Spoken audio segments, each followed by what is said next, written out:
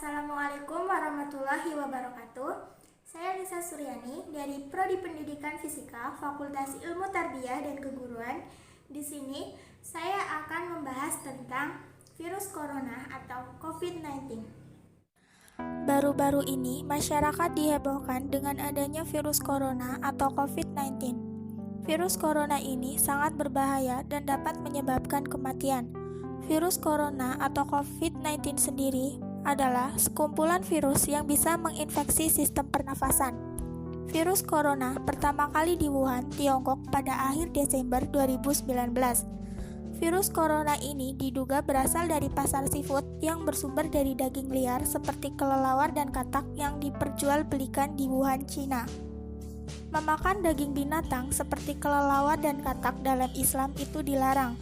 Dalam hadis juga dijelaskan bahwa janganlah kalian membunuh katak karena suaranya adalah tasbih.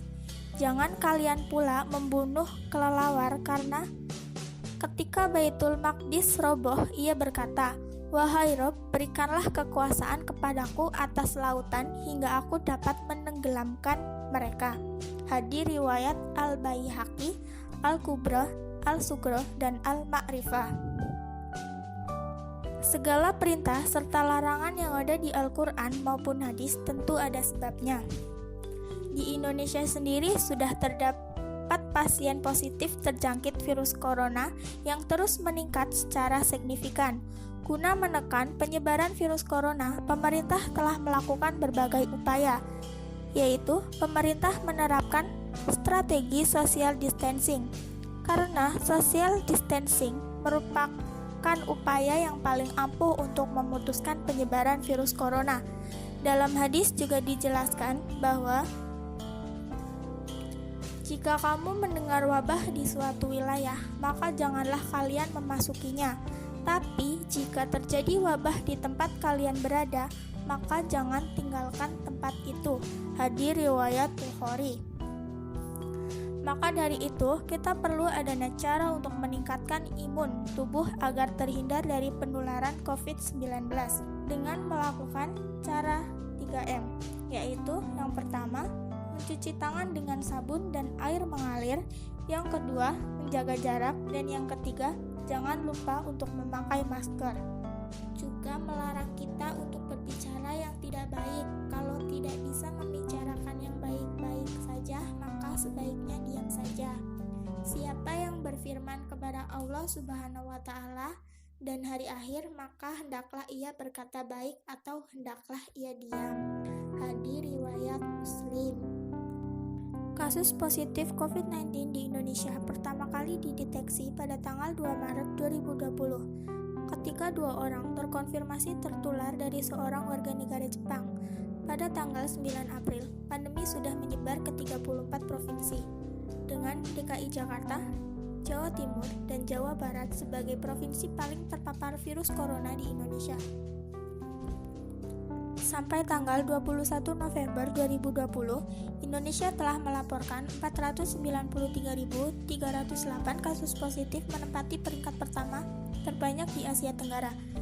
Dalam hal angka kematian, Indonesia menempati peringkat ketiga terbanyak di Asia dengan 15.774 kematian. Namun, angka kematian diperkirakan jauh lebih tinggi dari data yang dilaporkan lantaran tidak dihitungnya kasus kematian dengan gejala COVID-19 akut yang belum dikonfirmasi atau dites. Sementara itu diumumkan 413.955 orang telah sembuh. Sementara itu, larangan Nabi kepada umatnya untuk masuk ke dalam lokasi terjadinya wabah memiliki sejumlah hikmah. Yang pertama, menjauhkan diri dari berbagai hal yang membahayakan. Yang kedua, mencari keselamatan yang merupakan materi kehidupan dunia dan akhirat. Yang ketiga, agar tidak menghirup udara yang dicemari atau bau busuk dan kotoran sehingga mereka sakit. Yang keempat, agar mereka tidak berdekatan dengan orang-orang yang sakit yang bisa menyebabkan mereka sakit sebagaimana yang diderita orang-orang tersebut. Yang kelima, menjaga jiwa dan pikiran-pikiran buruk dan menularkan penyakit. Sebab jiwa bisa berpengaruh dengan keduanya, sedangkan hal buruk akan menimpa orang yang memperkirakannya.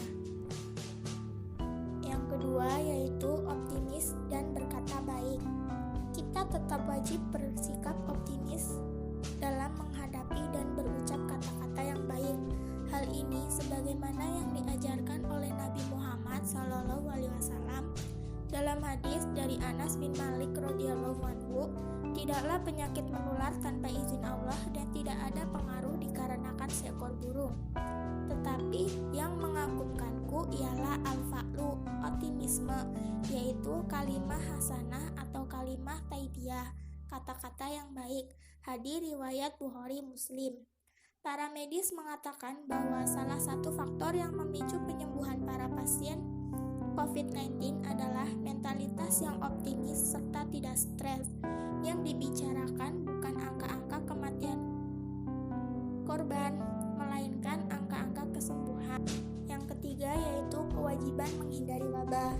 Hal pertama yang mesti dilakukan seorang muslim dalam menghadapi wabah penyakit setelah ia menata akidahnya adalah berikhtiar semaksimal mungkin untuk menghindarinya, bahwa sikap ini merupakan perintah langsung dari Rasulullah dan juga sekaligus diamalkan oleh beliau.